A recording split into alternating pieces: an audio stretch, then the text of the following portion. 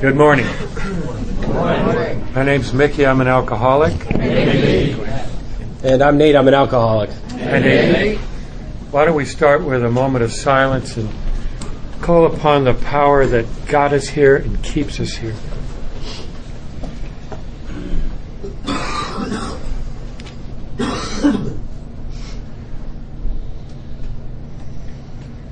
In the serenity prayer, God, grant me the serenity to accept the things I cannot change, the courage to change the things I can, and the wisdom to know the difference.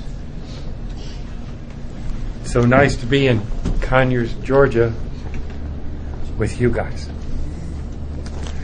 So we're going to talk about the first step here, and I believe that for some of our contributions, we did a lot of that last night. But I do want to say, let's just put one on the table you do not have to agree with.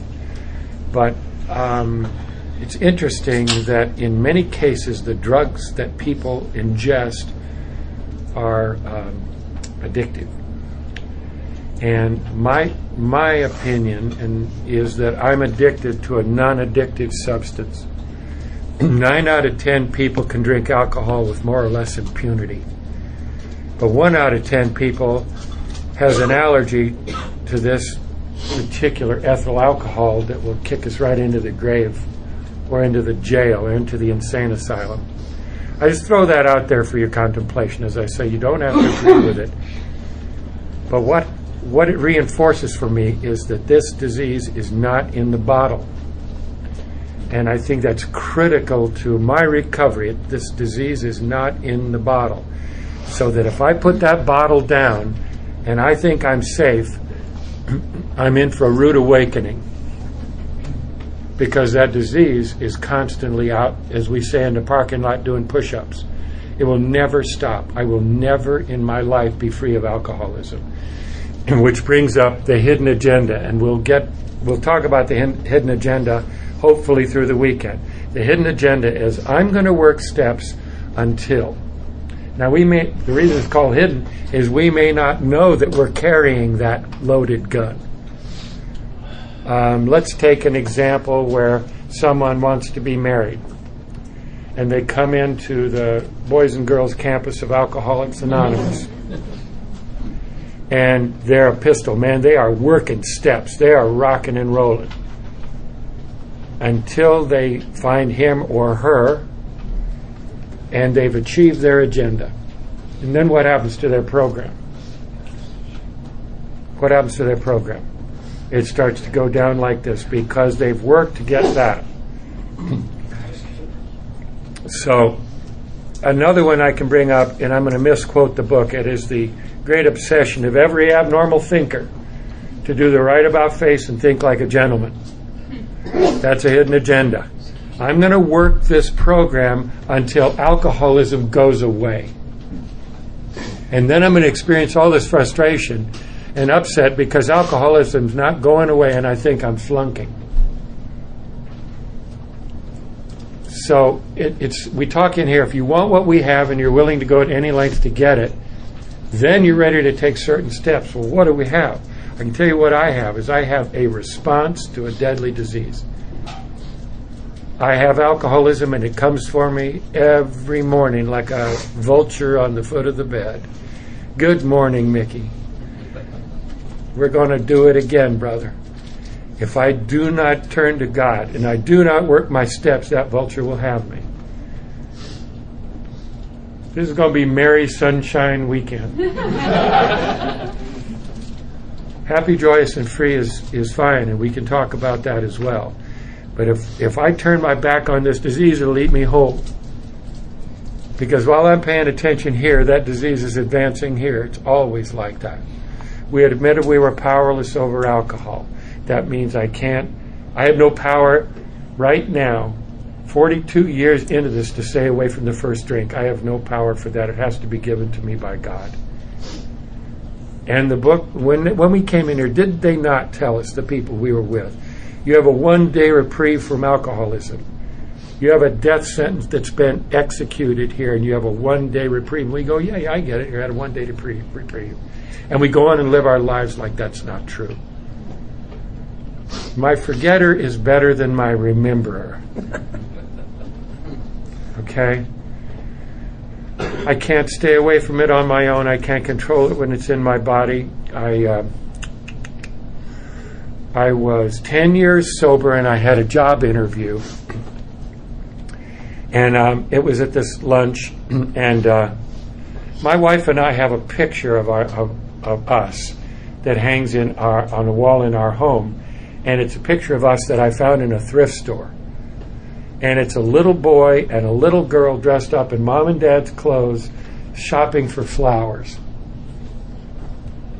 And that's who went 10 years sober to that job interview, that little boy in his dad's clothes. And so I open the menu for lunch, and I see Moosey Swiss, non-alcoholic Swiss beer. I'm going, wait a minute. I haven't had a beer in 10 years. That's what I drank mostly, is beer. And then I would drink ethyl alcohol in any form after I got a little smoother. And I thought, well, it says non-alcoholic, man, I'm in. This is a job interview. I order the beer. I got sober in 74, so this is now 84. And I'm drinking my beer, and I can see the lady who's interviewing me. I can see her lips moving.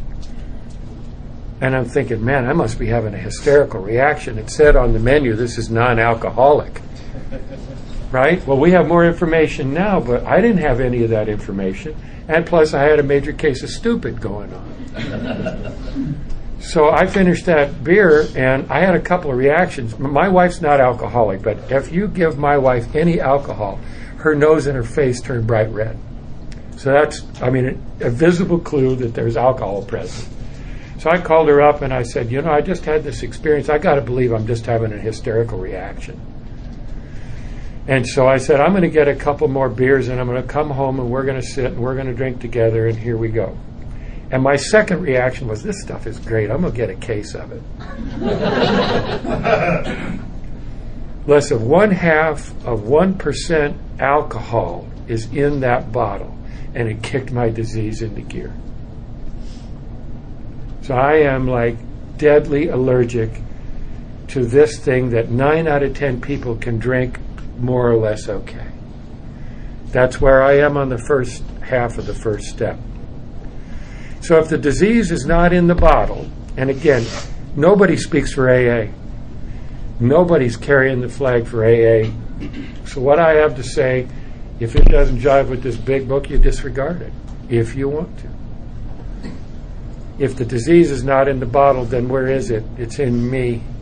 It's in me. It's in my being. That my life had become unmanageable. So I'd like to take us through a partial laundry list of what unmanageability is.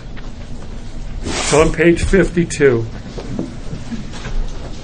And what I'd like to do is I'm going to go through these bedevilments, we call them. And I'm going to pause on each one, and I'd like us to just take a moment and ask ourselves, where am I with this right now? I'll preface it by saying this, and this, I believe, can be the context for our weekend. Above the bedevilments it says, is not our age characterized by the ease with which we discard old ideas for new? By the complete readiness with which we throw away the theory or gadget which does not work for something new which does. We had to ask ourselves why we shouldn't apply to our human problems the same readiness to change our point of view. I don't know what an earth person's reaction would be to this list. Okay? But we'll see what our reaction is. We were having trouble with personal relationships.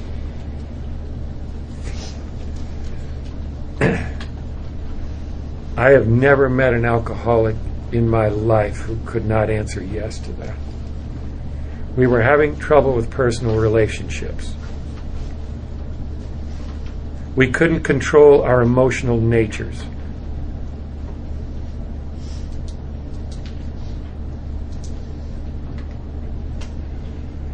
We were a prey to misery and depression.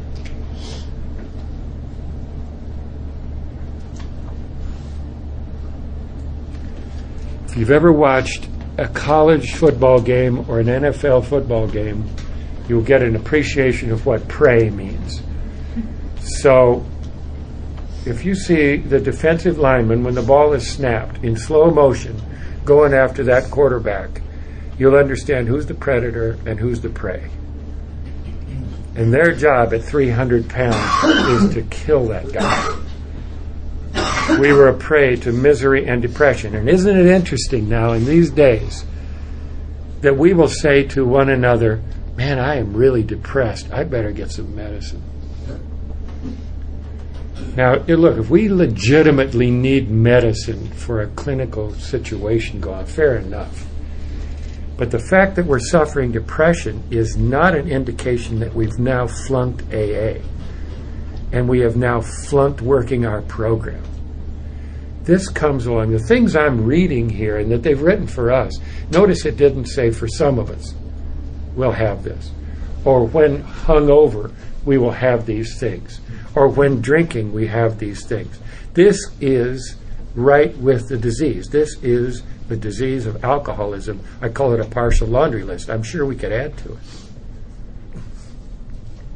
We couldn't make a living. Oh, no, I can make a living. This is the one where we pull. I can make a living, man. I go to work every day. Who gives you the power to show up for that job every day? And have you had the opposite experience of being unable to go to work that day? I'm not talking about when you're hungover. I'm talking about when the air's out of the tires and you can't go to work because you just can't do it. And would most normal, whatever that means, people consider getting out of bed a heroic act? Is it not true for some of us or for many of us at some time or other that getting out of bed is a heroic act? Because here we go again, right? We got to go out and live this day. My problem is not my drinking. My problem is I don't know how to live sober. I do not know how to live sober. What's it mean? When I got sober, they had Welch's grape jelly glasses, and you could, for kids, and you could eat the grape jelly and then you'd have a glass. And they had Archie and Jughead characters on it, which may or not mean something to people here, but they had this weird thing printed on the glass. It stopped me, and I've obviously never forgotten it. It said, "Friends are for sharing." I looked at that and I thought, man, everybody knows friends are for using.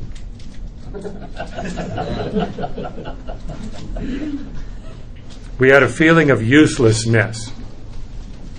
Another reason for not getting out of bed. We were full of fear.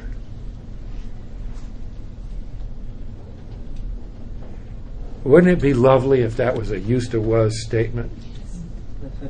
Right? And how many of us go around full of fear? Now, we're not going to talk about it. That's another key piece to this thing. Because, as I mentioned last night, we are competitive animals. I'm not going to tell somebody I am full of fear because I just flunked AA. But it may be true. And it's okay to talk about it. And as a matter of fact, if we do talk about it, it can help us to carry that burden. We were unhappy. It doesn't sound like much, does it? We were unhappy. We couldn't seem to be of real help to other people. So I told you I had a loaded gun in my top drawer of my dresser. Now, my wife had to carry that burden too, you understand. She knew that her husband had a loaded gun in his top drawer. And I wasn't kidding. And I heard you talk in your meetings, and you talked about alcohol and alcohol and alcohol until I got into despair. I thought, oh my God, is that the litmus test for me getting well? do I have to? So let's like say this guy drank so much that he peeled himself off a steam pipe that he'd been holding on to in the winter to keep from freezing to death, and he came into Alcoholics Anonymous. And now we're going to make him president, right? Because he abused this thing and himself so severely that he's now got major chops. Do you see what I'm saying? And we go, wow, that guy's really got it going on. And I'm sitting there wanting to blow my brains out, and I think, okay, what anonymous do I go to now, please? Seriously, what anonymous do I go to? And I got a sponsor in that group that I told you about. The sponsor I chose, somebody asked me earlier who my sponsor was, and I forgot that I had John for a while, but I asked this guy because he was a little guy. Now, God has this enormous sense of humor. I got him because he was this little guy with a burr haircut, and I thought I could steamroller him.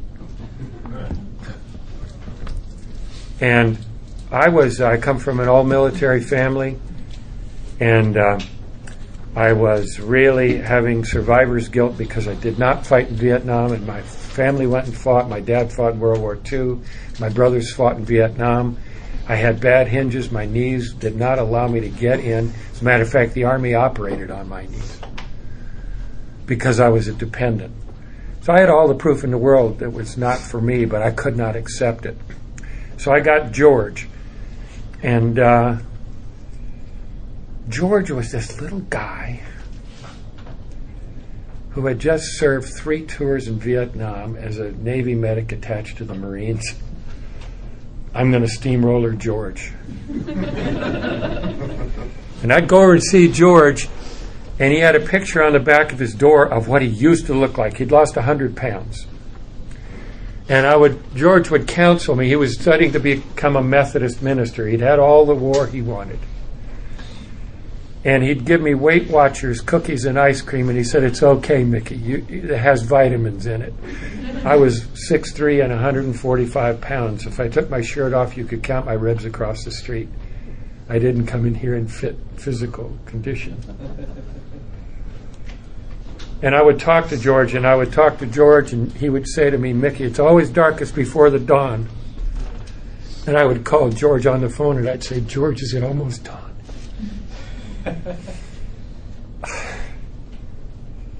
And they told me there was a God, and I'd lost my God. So anyway, I went over to see George one day.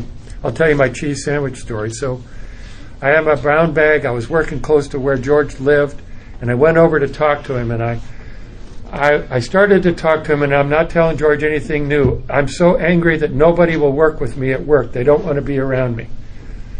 I am cheating on my wife. I'm suicidal. I'm not having a great day. And George has heard all this before, and he was very kind, and he stood up and he says, "Mickey, when I got where you are," he said, "I got down on my knees and I asked God from the bottom of my heart for help." And he stood up and he said, "And you can use my apartment," and he left. Now I'm in George's apartment by myself, and he said he got on his knees, and I got on my knees. I got on my knees, and I didn't have a God. And the only prayer I had was, "Will somebody please help me?" And I got up and I left, and an hour later I went back to work, and I called George on the phone, and I said, "George, I have one question for you." And he said, "All right." I said, "Do I do the things I do and think the things I think because I'm alcoholic?" And he said, "Yes." And I said, "Can I recover from the way I live?" And he said, "Yes." And there's a line in the family afterwards that Father, like a gaunt prospector, with his belt drawn in over his last ounce of food, his pick strikes gold. And I came up off the sidewalk about as high as this table is from the floor. I could not believe what he just told me, because now I'm going to read your line on 52. After the bedevilments, it says this. I'm telling you, I had just spent months in AA listening to alcohol. Listen, alcohol would kill me, all right? I'm not putting that down. But I'd been listening to alcohol forever. And I read the most important plural word I've ever seen in my life in what I'm about to read you. When we saw others solve their problems by a simple reliance upon the spirit of the universe, we had to stop doubting the power of God. Our ideas did not work, but the God idea did. Check this out. The Wright brothers' almost childish faith that they could build a machine which would fly was the mainspring of their accomplishment, not that they flew. They had faith that they could. And it kicked this thing in gear. I grabbed everybody I could get my hands on in York Street, and I told them, alcoholism is a disease and we can recover from it. Like everybody knew it. But me. I had recovered from what I thought alcoholism was. Am I beating this thing enough in the floor for you? But I thought I was alcoholic and I was crazy. I thought I was alcoholic and I was suicidal. I didn't understand if you're alcoholic, like a guy finally told me, you're alcoholic from the top of your head, Mickey, to the tip of your toes. Everything about you is alcoholic. Which means if we work a program on alcoholism, everything about us can get better. This is good news. Now the first step is seems like a condemnation, a death sentence. Well, it is. But it's a death to our false self, not to our true being. That's another theme for the weekend. So, I'm going to turn it over to Nate here in a moment, but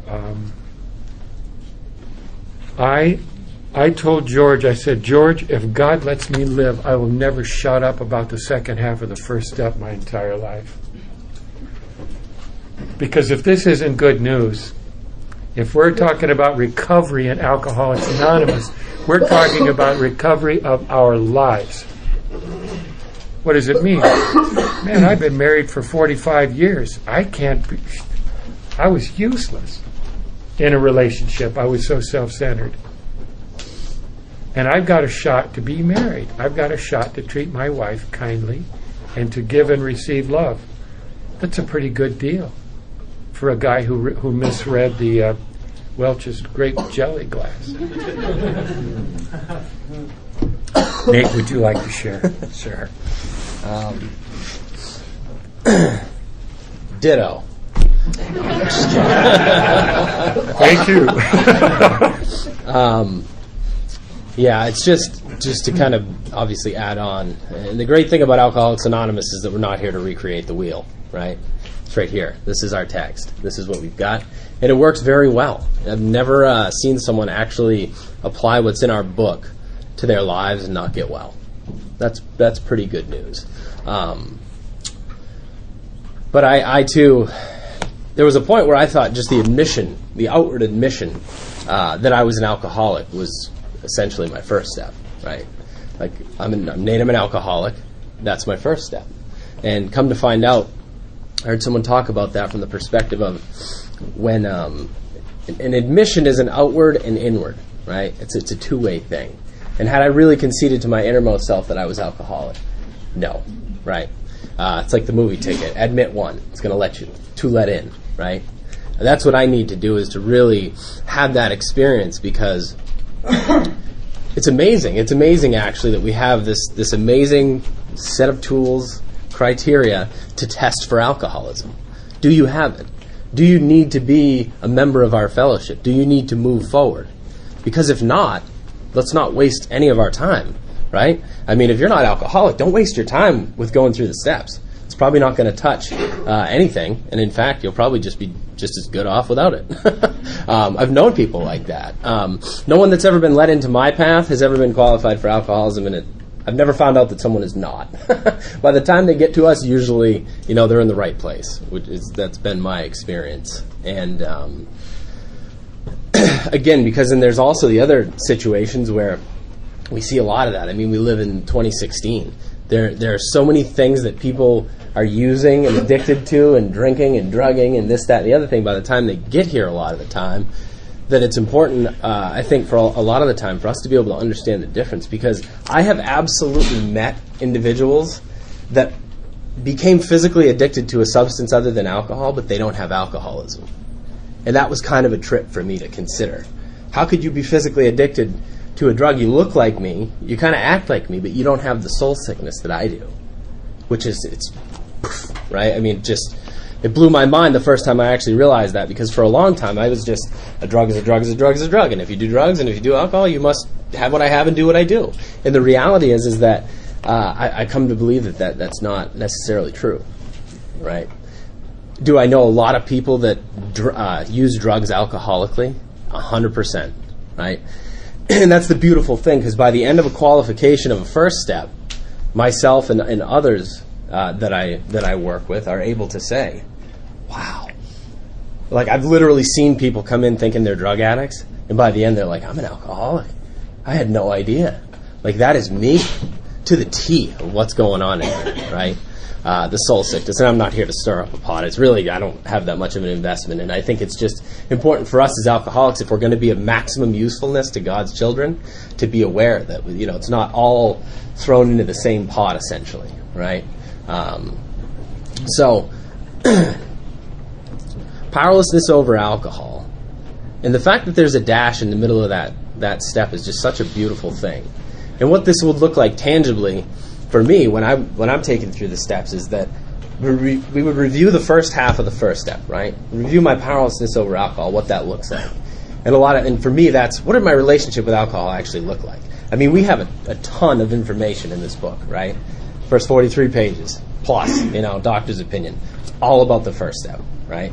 And I remember the first time I was taken through the steps, not like, you know, this is what this meant, and this is what they meant when they said this, and I was like, are we doing it right? Right? Like, just me talking up here and not going line by line and explaining the book, that freaked me out at one point in time. It's like, whoa, what are we up to here, right? We're supposed to work out of the book. It's kind of a weird place for me to be, where that was all I knew. I knew how to teach. I knew how to teach out of the book. I knew how to be about the book. But what I was lacking was an actual personal experience with what was actually laid out in our text. I didn't know that, and I certainly wouldn't admit that out loud. But what happened to me is that I was given the opportunity to take a thorough look at that. What did my relationship with alcohol look like? And I talked about that a bit last night, but of course we have all the factors, right, that are outlined in the pages, in the first 43 pages of, you know, mental obsession, right, physical compulsion. I have this allergy to alcohol, where not everybody that drinks alcohol has the same reaction that I do. I have this underlying spiritual malady, and the strange mental blank spot that precedes the first drink. Someone that doesn't have alcoholism is not going to relate with any of that. And as a side note, I think a fundamental understanding of the text of the Big Book is essential, right? I mean, to just say like, oh, you could come in and never have an understanding of the book, that's not what I'm saying at all. I'm saying once you get that baseline understanding of what's in this book, there aren't many hidden tips and tricks in here that will come out at the next big conference kind of thing, right? But for me to just use this for what it was intended to do, and that be to change my life, is much scarier than going and learning more, right? I don't like to dive in to where this leads me, because it's scary. Especially when we cross that dash that our lives had become unmanageable, right? Because as I sit here today, of course, that portion of the first step for me looks much different than it did the first time I was taken through the steps. I mean, I was like, obviously, right? The first time I had an experience with that, I was just like, my life is in absolute shambles. I mean, I'm still shaking. I've still got booze in my system practically. And so it looked a lot different.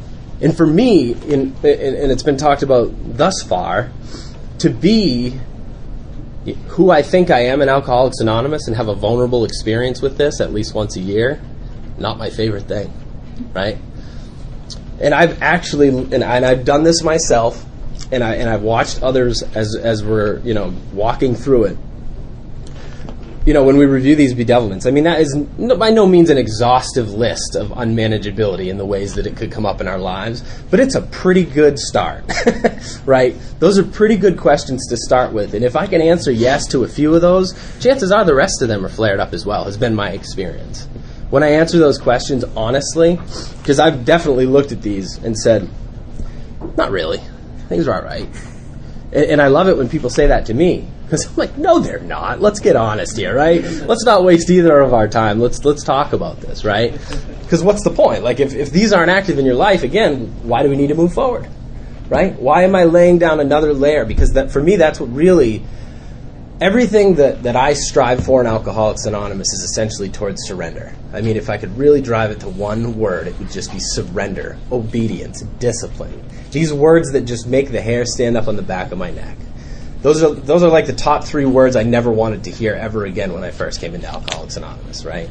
Surrender and obedience and discipline. Oof. That's the hand coming out of the sky. It's going to bat me around. I recently heard an example of that. It was talking about, when I hear the phrase, the wrath of God, that scares me to death. I think that's the worst thing ever, because what I apply that to is that God wants me to suffer, right? That's just, I don't know if everybody processes it that way, but that's how I see it. Like, the wrath of God means that God's going to come down and make me suffer. And I heard this broken down by Peter in a podcast, actually, and it was broken down in a way that made so much sense to me. The wrath of God is essentially when God steps aside and lets me live my life alone. That makes a whole lot more sense to me, and it doesn't make me nearly as resistant or defensive, right? Because I don't think God wants me to suffer. I don't think God has laid out, pitfalls and booby traps for me to fall in and teach me lessons. I think a lot of the time I'm so stubborn and so locked into my ways, and I only learn through suffering and pain, that at times God's like, I love you so much, but I'm going to step aside and let you take yourself out here, right? And I don't necessarily mean literally, physically, with alcohol. Sometimes I mean that just in my life. If I'm dead set and locked into making sure my plan goes a certain way, the wrath of God is essentially for me to get to the bottom of that barrel on my own, right? I really enjoyed that. I really enjoyed that breakdown of that, because it just made a lot of sense to me in a way that it's what I live with, right? I mean, and I'm aware of that. That's the fact. Like, I'm at a place most times where I can't even be resentful at God anymore, because I know it's not His fault. Everything that goes wrong in my life, I've created. If I'm going to be honest, I can track back to where my plan started to be set in motion. And it's like, how fair is it that when things fall apart, it's God's fault, and when things go well, it's my fault, or it's my doing, right? I want to take the credit for the good. God gets blamed for the bad. And a lot of the place, if I'm being honest, that's where I'm at, right? But with the first step too, again, every year that I look at this, I'll have the opportunity to share. What does my powerlessness over alcohol look like? Does it change much on a year-to-year basis, that first half of that first step? Not really, right? I mean, that's the one part of our stories and of our beings that's pretty much there, right? We're not really developing any new experiences or a new relationship with alcohol if we're in here and we're sober. But the reality is I need to be reminded of what it is that got me here in the first place. Why am I here? What qualified me initially to have this wonderful seat in Alcoholics Anonymous, to spend the weekend in Conyers, Georgia, with complete strangers who will now be friends, right? I mean, it's a pretty good deal. But for me, oftentimes I want to just pretend like it's not relevant, right? I'm sober X years. Yeah, I get it. But I'll tell you, like, just having the experience of being able to say in my own words, because to have an interactive experience what's in here, and I just can't, that's like the theme of my life, is to have an experience within me to transfer what's in this book into my being, into my soul. That's when things started to shift for me. Because I had maxed out my knowledge. I had learned so much. I've thrown away like 3 different big books that I had prior to this one because there were so many highlights and underlines and ragged pages. At one point I wore that, like, if somebody would ask me how I'm doing or, how long I've been around, I'd hold up my big book. Like, look how weathered this thing is. Clearly, I've been around for a while.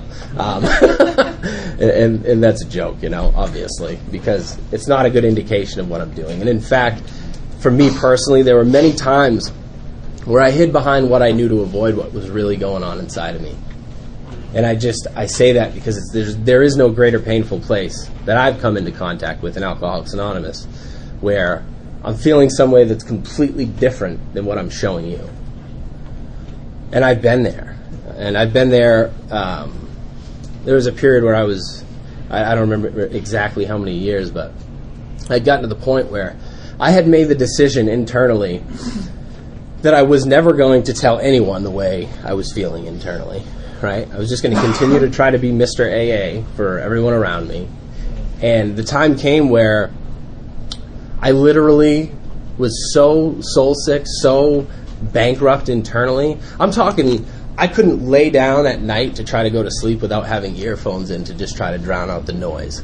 That's how loud the voices and the discomfort and the disconnect had gotten in me again. And it took me, it literally just took someone who was honest enough with me to say, what is wrong with you? Something is wrong with you. You're not your normal self. And it was like the floodgates opened up, right? And I shortchange that always. The power of objective and loving conversation with another man, with another woman. I mean, it's amazing. And not to say that I need to be, laying on a couch somewhere just talking about my problems, because that's not necessarily a solution either, right?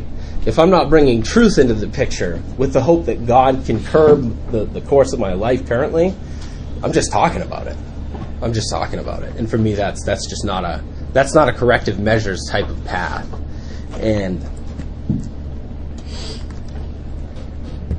so the good and the bad news is that we're all really screwed one way or the other. And that's kind of been my experience, is that at the end of every, and like I said, literally contemplate that first half. And what it'll usually be is I'll review and get honest about that first half of that first step, and then spend a week in consideration with that piece of the first step, to just, again, admit inwardly, right? To be is the hardest thing if you're like me. I want to do. I want check boxes. I want worksheets. I want execution. I want to do. I want to go through the steps in an afternoon and move on to go save that herd of people over there, right? But the reality is, a lot of the time, I'm shortchanging myself of that process, that internal transformation that happens when I'm able to experience this book in my soul with God. And I mean, I scoffed. The things that I believe work today, there was a period where I would just, wow, lame. I wouldn't even have believed it, right? It wasn't until I absolutely drove myself into the ground that I was willing in a different way. Just my experience. I've never once been the person that says, you've got a really good point. Maybe I should change the way I'm doing things. Nope. It's not until I absolutely just drag on the bottom for a period before I'm willing. And I mean, I don't even know when that is a lot of the time, because I try to surrender my life to God every day. Every day. I mean, that's the only way I can have a life worth living. Everything is a paradox in here. It's just so confusing. I literally have to die to self to be reborn in God and to have a life that's worth living. The cost of my life, as it said, is my life. And I'm thinking, and these are like, I was talking with Nathan before breakfast, and he asked, is Mickey always that like gentle and kind of docile? And I said, absolutely not. Let's just clear that up right now. He's, not to pick on Mickey specifically, but when the truth needs to be told, the truth will be told. And that's kind of the point. And for me, to not have a sponsor in my life that's willing absolutely to poke where it hurts means I'm just basically sponsoring myself. I want a sponsor that will sit in front of me while I sponsor myself and just drive on down the road into the ground, essentially, is where I'm heading, right? I need a sponsor that's not going to agree with everything I say. I need a sponsor that's going to take the other person's side in a lot of instances, right? There have been many a times where I thought my wife, I thought my sponsor liked my wife more than he liked me. And I say that jokingly, but it's the truth a lot of the time, because I'm in the wrong. And I can't believe it. I can't believe I'm in the wrong. But if we're going to make any kind of progress, we have to... What was the story? And I'll go back to it, but the story of the Emperor's New Clothes? Is that even worth telling? I think you guys know the story of the Emperor's New Clothes.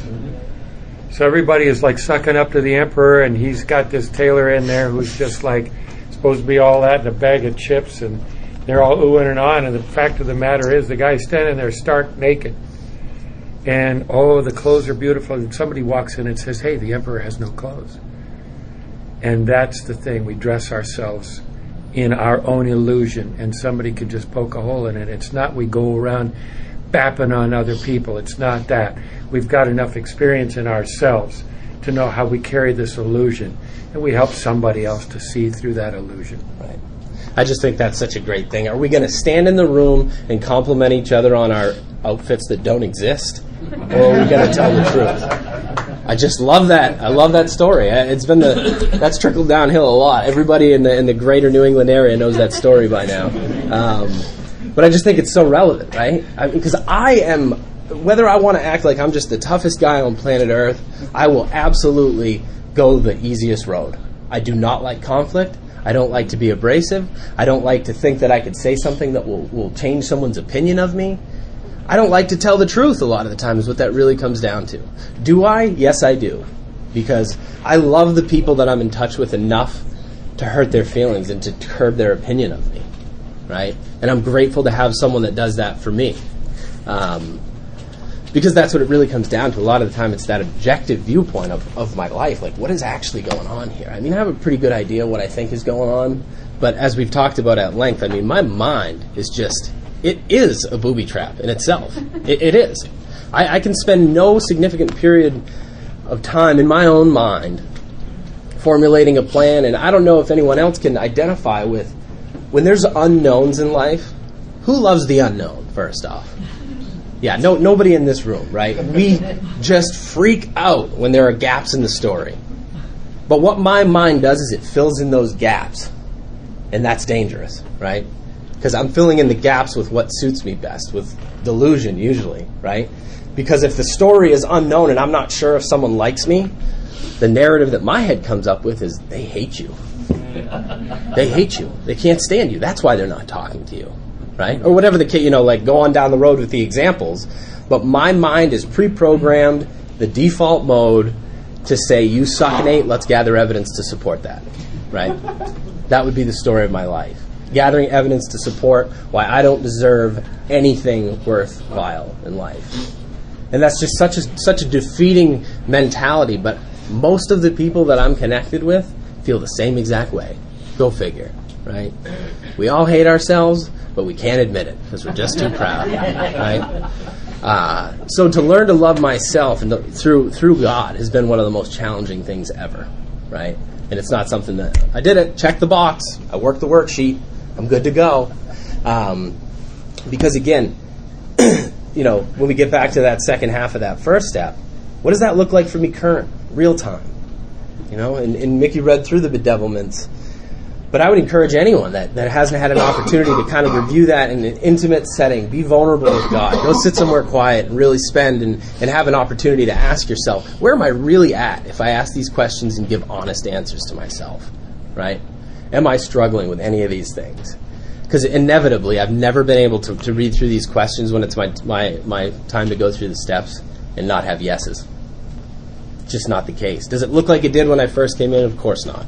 Does it look different? Again, we get much more creative and manipulative in our agendas to control our lives. This past year for me, it was mostly my career, my marriage, right? My role in AA. Those were the biggest areas of my life that I was still scared to death to let God manage. I just don't trust that He's going to do it in the way I need Him to, right? So I try and try and try to make sure it looks the way that I want it to. I have a horrible pattern. When I get afraid, I try to make that fear go away and essentially make it 10 times worse. I don't know if everybody can identify with that, right? My conflict resolution means more conflict, right? Like when I do something that makes my wife really angry, I get mad at her for being angry with me. But I can't identify that I actually caused the fight or the squabble in the first place.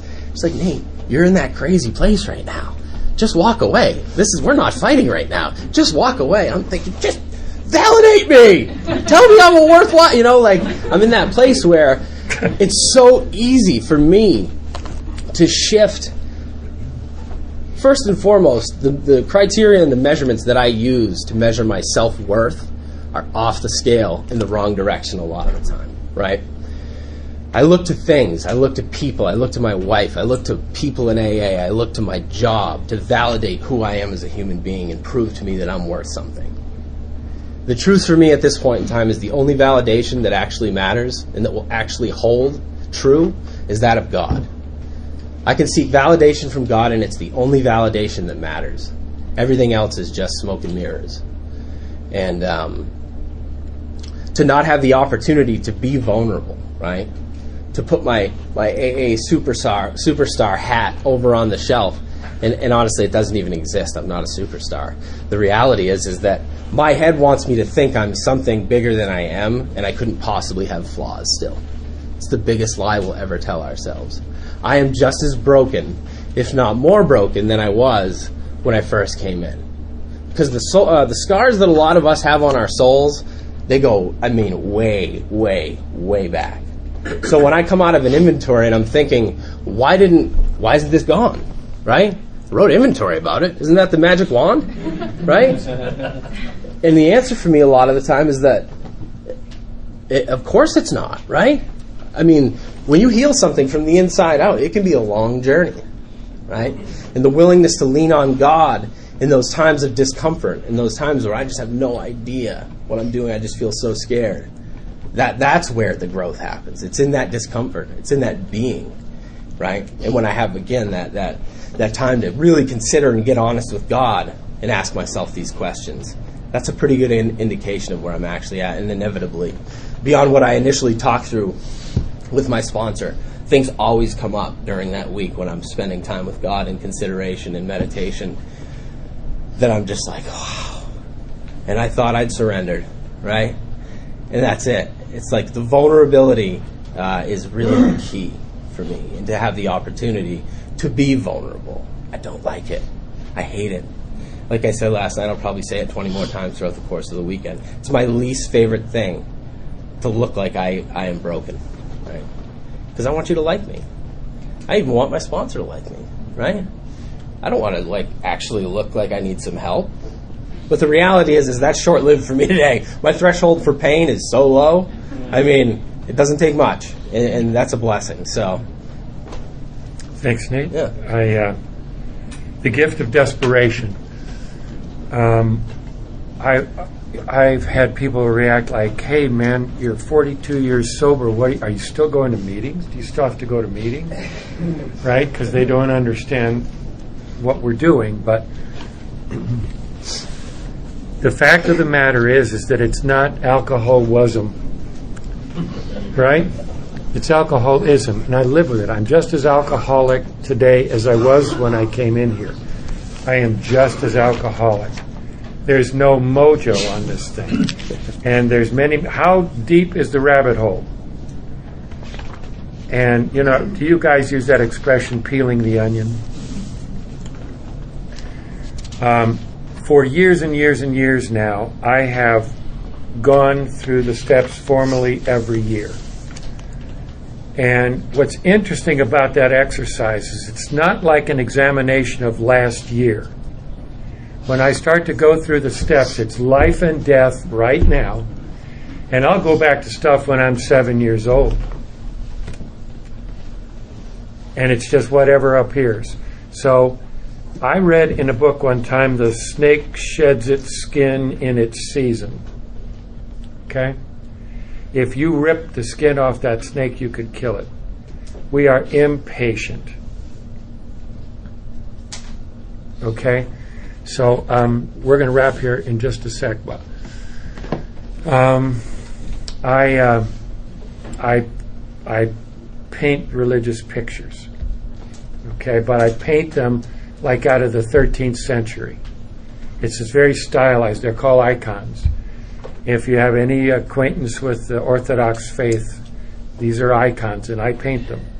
In the history of icons coming along, it was always like the Christ figure on the cross was above the moment, okay? It's kind of like almost floating off that cross. And there was, in Latin, an occurrence where the Christ figure on the cross was suffering. And it was called in Latin, Christus Patiens. Christus Patiens, P-A-T-I-E-N-S. What does that word look like to you? What? Patience. So it turns out that patience means suffering. And if I am impatient, I am unwilling to suffer. It's kind of cool, huh? I'm impatient. I'm not willing to suffer. I'm not willing to walk this road. I'm not willing to have God have my skin slough off in my season. Because I got to get out there and do this thing. Are we there yet? Are we there yet? Are we there yet? So the first step, if the first step is not in place, I will not have a program. Because what I'll do is I'll step right from the first step into management. Right? And now I'm going to manage my program. I have two experiences that really helped me with powerlessness. I had one of them coming here. I was at 31,000 feet in an airplane, driven by somebody else. And what's going to happen? We may experience occasional turbulence. Well, what does that mean? Upside down? I don't like flying. Why? Because I'm out of control. So you see what I mean? We have that indicator. I also ride a motorcycle. I'm telling you, at 70 miles an hour on a motorcycle, brother, whatever's going to happen is going to happen. Right? So here we go.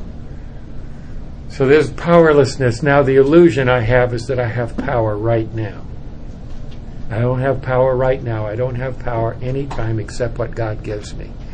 And the longer we hang out with the stuff, the deeper that realization can be. Does it mean we can't do a job or be married or be a friend or play a game of softball? We can do all of those things. But it works better if we pray. So, in all cases, at all times, the first step applies. I never outgrow the first step, ever. Now, there are schools of thought that say, oh yeah, man, once I do this stuff, I now have power.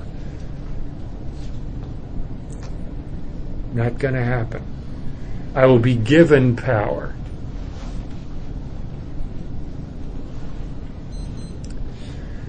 Why don't we take a break and we'll get back together at 10:10.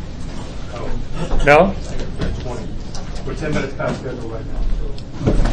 Well, if you're going to rewrite this thing, to hell with it.